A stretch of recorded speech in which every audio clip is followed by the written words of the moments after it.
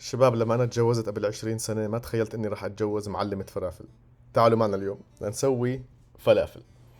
طبعا هاي الوجبة ممتازة شرقية وزاكية. بتبلش بالحمص الناشف، حطه بمي لمدة يوم، مش ساعة مش ساعتين مش ثلاثة مش أربعة، يوم. طلع المي منه وحطه على جنب وبلش بالبصل. طبعا بتقطع البصل على مبدأ إنه هذا كله بالأخير راح نطحنه مع بعض. بتبلش كمان شوية بقدونس، ضمة بقدونس وضمة كزبرة. جيبهم عضوي، جيبهم فريش يكونوا طازة وجهزهم. بعدين بتزت لك شوية ملح في الموضوع. شوف محلاه، كله أخضر. بعدين هذا اللون الأخضر هو اللي راح يجيب إيش خميرته. شوية فلفل، ما تكتر إلا إذا بتحبه يكون بحرق. بعدين بتحط لك شوية كمون مشان تخفف على بطنك القصص تاعون الفلافل هدول، إذا عارف شو عم بحكي. و بودرة الثوم ما تكتر، تقدر تحط توم عادية بس يفضل البودرة لأنه بتفشفش بهاي الخلطة. وبعدين بتحطه بالخلاط وبتتركه لحتى يطلع مش زي العجينة بس يعني قريبا من العجينة. شايف كيف؟ زي الكريم. وبتزت عليه شوية كربونات الصوديوم، ما تكتر بصير بمرمر، ما تكتر بمرمر، ما تكتر بمرمر. تذكر هاي لما بتسوي هالفلافل هاي، بس بتحطه لأنه بنفش وبيعمل لك الفلافل ممتازة. بعدين ولازم تحركه 100% طبعا. وبتجيب هذه دفاشة الفلافل، طبعا كانت نحاس ببلادنا، هلا صارت حديد ولا بولاد ولا شغله هيك. بتعمل فيها شكل الفلافل متوازي. بتقدر تستعمل اي اشي بدك اياه مشان تعمل هدول الاشكال، بس احنا بالنسبه لنا بنستعمل هذا الجهاز.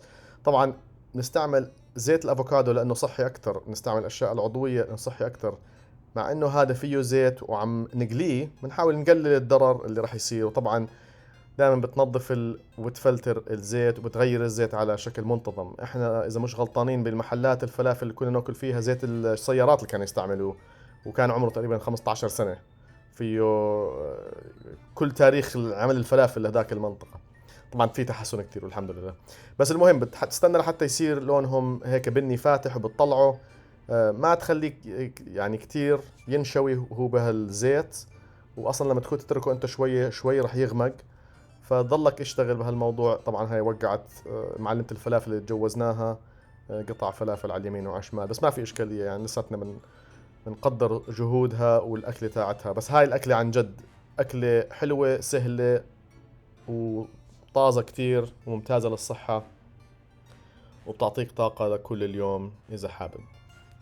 وبحب أحكي لكم إنه معجونة الفلافل اللي بنستعملها وخلطة الفلافل اللي بنستعملها بتقدر تفرزها أو تحطها بالثلاجة. إذا حطيتها بالثلاجة طوالي معك تقريبا 3 ل4 أيام بضلوا فريش طازة. كل يوم الصبح طلع شوي اعمل للأولاد لما يطلعوا على المدرسة وطعميهم.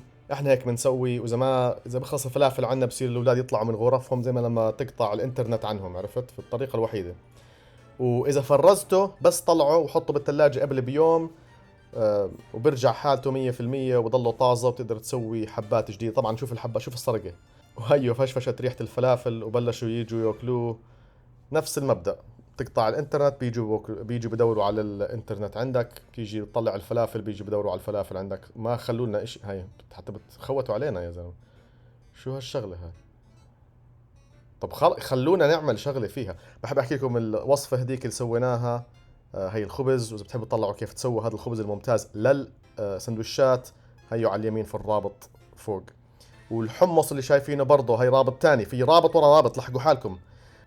وهي الاشياء الثانيه بنحب نحطها بالسندوتشات. احنا تمسك الفلافلايه، طبعا يفضل بابهامك تمسكها وتفغصها بالسندويشه مع شويه حمص، شويه خضار، بندوره، خيار، شويه مخلل. بعدين تحب تزيد فيها شويه ملح. طبعا احنا عندنا هاي ممتاز. شوف هي حكينا معلمة الفلافل، بس حكينا كلمة الملح جابت الملح طوالي ورشت لنا اياه بالمقدار الممتاز بالنسبة لنا. كاسة شاي، وشوف ما احلاها. يا سلام، بتفتح وبتفحفح ولونها اخضر ممتاز وطازة. وان شاء الله تتهنوا بهالسندويشات. طبعا كان اول سندويشة سرقوها مني الاولاد، وتاني سندويشة برضه سرقوها مني. بلشوا يسرقوا منا كل الاغراض، ما ضل عنا اكل نعمله احنا النا. فقد ما هم دبوا علينا بالسرقة اليوم، اجت على بالي انا فكرة كيف الواحد بيقدر يسوي اشي زي هذا بس بدنا اول اشي كمان مرة ساعدتنا المعلمة. واول ما نسوي حقوق الملكية رح ننزل فيديو تاني بفرجيكم كيف تسووا هذا الاختراع الجديد. ناخذ براءة اختراع عليه اول، من بعدين ننزلكم اياه وصحتين يا شباب.